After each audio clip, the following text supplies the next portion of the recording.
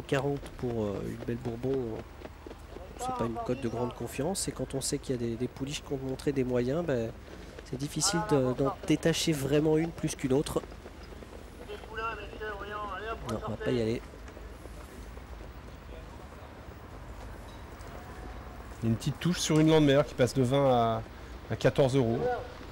Une pouliche avec qui son driver a été assez poli la dernière fois. Hein. Il fallait absolument prendre des gains. Pour sa troisième sortie, elle avait été disqualifiée 2 fois. 3 fois même. C'est une pouliche qui a des moyens. Et qui maintenant possède un brin d'expérience. On va vite ici, hein, la favorite, on la suit. Au départ. 5, 4, 3, Un petit peu fâchée là. 1, top. Elle part un petit peu fâchée, la favorite, une belle Bourbon qui perd un petit peu de terrain. Là, elle fait des siennes et Sébastien Garato qui a du mal à tempérer ses ardeurs. Elle perd de ce fait pas mal de terrain. Et pendant ce temps-là, une Astoria MF qui se propulse aux avant-postes. Uluna également qui a pris un très bon départ avec Union Dupont. Également Ultra Belmica qui vient plutôt le long de la corde. Et on a disqualifié Urfat Félide, le numéro 2. Quant à la favorite, une belle Bourbon, ben, elle patiente désormais à l'arrière du peloton, mais qui est bien au trot. On note l'effort maintenant d'Unica Salzac qui se rapproche tout à l'extérieur, avec également Urbain Méloise qui va tenter de progresser dans le wagon de l'extérieur pour aborder le premier tournant. Et puis la favorite, une belle Bourbon qui désormais passe à l'offensive. Le premier tournant, une Astoria MF qui a donc l'avantage, Unica Salzac qui a pu se rabattre à sa hauteur, et Urbain Méloise maintenant qui est contrainte d'accélérer à faute d'une Landemer qui était au sein du peloton. Et là, eh bien, une belle Bourbon qui accélère et qui suit en fait le mouvement d'Urbain Méloise.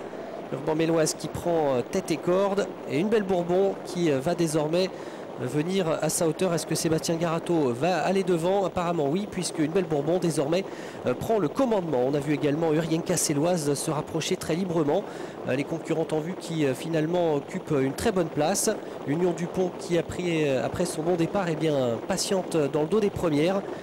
Et on a désormais une Astoria MF qui est pointée sur une troisième ligne côté corde. Ultra Belmica qui vient également en dedans. Et devant, eh bien, Urienka Céloise qui accélère à son tour et qui va venir inquiéter une belle Bourbon pour le commandement. Et Urienka Céloise donc qui a désormais tête et corde. Une belle Bourbon qui patiente dans son sillage avec Union Dupont qui est pour l'instant de troisième. Attention également au numéro 12, Unabora, qui s'est progressivement rapproché de par le jeu des relais. Et les concurrentes qui vont aborder dans quelques instants le tournant final. Bien disqualifié Usla Nova, le numéro 8 qui était à l'arrière, avec Urienka Céloise qui a donc l'avantage pour aborder le tournant final. On note tout à l'extérieur la position d'Unica Salza, une position un petit peu inconfortable, mais elle tente de revenir maintenant. Union Dupont qui est toujours en 2-3e position, non loin de Urienka Céloise qui a l'avantage, et à son intérieur la favorite, une belle Bourbon qui est un petit peu enfermée et qui a visiblement des ressources. Attention également à Unabora qui va essayer de revenir, et puis une Reine d'Avril également qui tente de progresser tout à l'extérieur, qui fait un joli bout d'ailleurs en progressant en 4e épaisseur. La phase finale maintenant avec toujours Urienka Céloise qui a l'avantage. Union Dupont qui vient maintenant à sa hauteur. La favorite, une belle Bourbon qui patiente côté corde, qui n'a pas l'ouverture maintenant, et tout à l'extérieur une Reine d'Avril maintenant qui est lancée par son partenaire, avec désormais Union Dupont qui prend le meilleur sur Urienka Céloise, avec une belle Bourbon qui a dû se décaler de la corde maintenant et qui revient lutter pour les places. On a également Unabora qui n'a peut-être pas dit son dernier mot, mais c'est Union Dupont qui a l'avantage. Mathieu Abrivard, Unabora est en 2e position, et puis voilà une belle Bourbon maintenant qui est lancée. Union Dupont qui a l'avantage malgré la belle fin de course d'Unabora. Union Dupont, Unabora aux abords du poteau. C'est Union Dupont qui va s'imposer devant Unabora à la 3e place pour une belle d'amour, la 4e pour Urienka Céloise. 10-12, 3 et 6, c'est l'arrivée de cette 8e course. La victoire pour le numéro 10, Union Dupont, proposée à 3,7 contre 1. 2e place pour le numéro 12, Unabora, qui prend cet accessite à la cote 21 contre 1. 3e place pour la favorite, 3,6 contre 1. Qui a perdu du terrain en partant et qui a ensuite dû faire un effort. Elle a ensuite été cachée, elle court honorablement, plus qu'honorablement même, 3,6 contre 1. Le 6 sur Urienka Céloise, alors je ne sais pas si vous êtes d'accord avec moi Olive, mais derrière la grosse note, une Landemer qui était, bon, on va pas dire hors course, mais dernière très loin dans la ligne d'en face, après une faute et un départ un peu chaotique. Et sans être sollicitée, elle revient sur la main, finir 5e, c'est pour l'avenir très intéressant. C'est vrai que c'était très bien. Bon, Union Dupont qui gagne cette course de par la drive de Mathieu Abrivard qui a pris un très bon départ, qui a patienté derrière les premiers.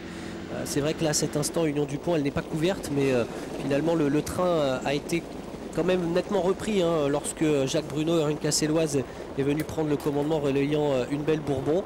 À l'extérieur, on a vu quand même un bel effort un instant hein, d'une Reine d'Avril. On a également une Ika Salza qui tente de se rapprocher à cet instant. Et puis une Abora, un petit peu à l'image d'Union Dupont, qui a eu un parcours vraiment très favorable. Alors derrière, effectivement, Alexis, une Landemer. On va la voir là, elle déboîte à peine voilà. derrière la représentante de Jacques Leloutre, Union Vénésie. À cet instant derrière Udine Dupont. Et devant, Urienne Casselloise, qui ne va pas véritablement faiblir, mais elle coince un petit peu, en tout cas elle ne peut pas vraiment se relancer face à l'attaque d'Union Dupont, et ce qui fait qu'une belle Bourbon a dû se décaler, perdant un petit peu de temps. Ce sont de jeunes chevaux, hein, de jeunes pouliches, et forcément après se relancer sur un sprint c'est pas forcément évident. Elle le fait quand même très correctement, une belle Bourbon, vraiment une troisième place très honorable devant Union Dupont et une Abora se partagent les deux premières places. Alors on va revoir ce qui s'est passé au départ pour la favorite, le numéro 3, une belle Bourbon. On a un instant cru que c'était fini pour elle, elle a vraiment frôlé la catastrophe en partant. On vient de la flécher, merci Olivier, et la jument va être contrariée derrière les autres. Un départ qui a été donné de façon un peu chaotique, hein, avec pas mal de juments qui ont tourné assez sec, côté corde. Ça a été le cas de une belle Bourbon. Ouais, de toute façon, voilà, c'était sa deuxième course. On l'a vu, hein, voilà, lorsqu'elle est rentrée sur la piste, elle était fraîche, elle était. Pas forcément dire qu'elle a du caractère, c'est vrai que. Non, elle est impétueuse. Elle découvre les courses, mais bon, elle fait quand même une belle prestation aujourd'hui. Hein. Ah oui, très belle prestation. Le seul truc qui va peut-être embêter Sébastien Garato, c'est qu'il avait envie de lui donner une course gentille. Voilà. Le problème, c'est qu'en partant comme ça, et Sébastien Garato n'est pas homme à baisser les bras, lui qui ne voulait pas aller devant, le seul moyen de réintégrer le groupe de tête, c'est de tourner autour et d'aller devant et de reprendre ensuite pour être couvert. On va voir. Je sais pas ce que vous en pensez, Alexis, mais si une belle Bourbon est derrière Union Dupont à l'entrée de la ligne droite, il y a explication. Explication, ouais. Sébastien Garato, on va voir ses impressions justement. Sébastien Garato, elle est difficile au départ, elle a un peu sauté, mais alors quelle classe après?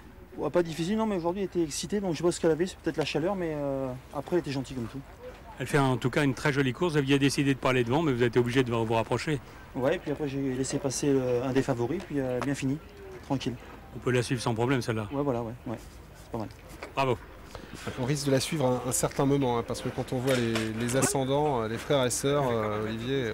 Mara, Kalita, Sam, même Caméra. Hein, Franck Kahn va être au côté Lionel dans quelques instants, mais il craignait peut-être... un manque de tenue pour sa pouliche, mais aujourd'hui ça l'a plutôt bien fait quand même. Franck, elle court mieux que vous aviez prévu finalement, hein? Écoutez, comme quoi, faut jamais rien dire avec les chevaux. Non, mais la jument, faut qu'elle soit cachée absolument. Là, j'ai eu le parcours en or. Pas si courageuse que ça, j'aurais dû gagner, mais bon. Peut-être sorti un peu trop tôt, mais c'est bien. Vous m'aviez dit que vous pensiez qu'elle manquait un peu de tenue, finalement elle court bien. En tout cas, c'est gentil de nous l'avoir dit avant le coup. Hein, c'était déjà pas mal, c'était votre idée, mais elle court mieux que prévu. Sur les petits champs de course, ça a été, mais là aujourd'hui, elle m'a surpris parce qu'elle a fait vraiment sa performance, donc on peut compter sur elle à Cabourg, je pense. Merci à vous. Voilà, Cabourg, ça sera vraiment un tracé parfait pour ses aptitudes à cette pouliche, qui est une bonne vireuse à droite et qui va trouver un tracé peut-être un petit peu moins sélectif. Mathieu Abrivard, c'est impressionnant. Ah oui, il a une réussite. Vichy, c'est le meeting qu'il réalise à Vichy. C'est Abrivartin. Extraordinaire, et c'est vrai qu'il est partout. Et c'est ça le talent.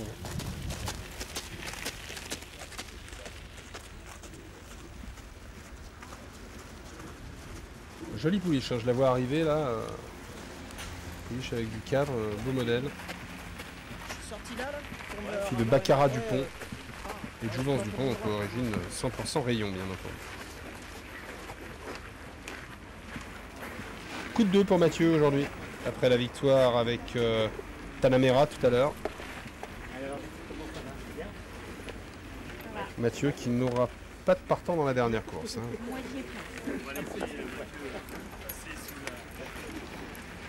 On va laisser Mathieu passer sous la coupe des photographes une seconde, et puis on le retrouvera dans quelques instants. En tout cas, c'est une belle journée pour lui. Hop là. Dernière course réservée aux amateurs avec l'une des attractions de la journée, Rich de Vandel, proposée à 2 pour 10. Et là, j'ai envie de dire que c'est une cote méritée. Parce que le cheval est en train d'enfiler les succès, presque comme les perles. Voilà, dans quelques instants, donc, Mathieu. Les flashs ont crépité, on peut y aller. Mathieu, c'est une belle journée. Elle le fait bien, hein? Oui, elle l'a bien fait parce que pas plus à l'aise que ça avant le coup à droite.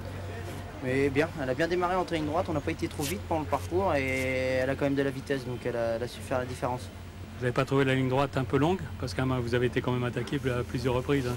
Oui, c'est vrai qu'en ligne droite, je pensais que ça allait être un petit peu long. Et puis sous l'attaque de la jument de Francal, la mienne repartait tout le temps un petit peu. Donc à mi-ligne droite, je sentais qu'il allait nous pousser jusqu'au poteau. Bon, du travail bien fait, vous pouvez partir tranquille maintenant. Hein. Oui, on va rentrer gentiment, c'est bien passé. Mathieu Abrivard qu'on retrouvera bien sûr sur Equidia dès demain. On s'intéresse à présent au partant de la 9e et dernière. Olive, c'est une course réservée aux amateurs après avoir revu quelques images de la fille de Baccarat Dupont qui s'impose donc en bonne pouliche dans un lot de bonnes pouliches. On a retenu bien sûr les superbes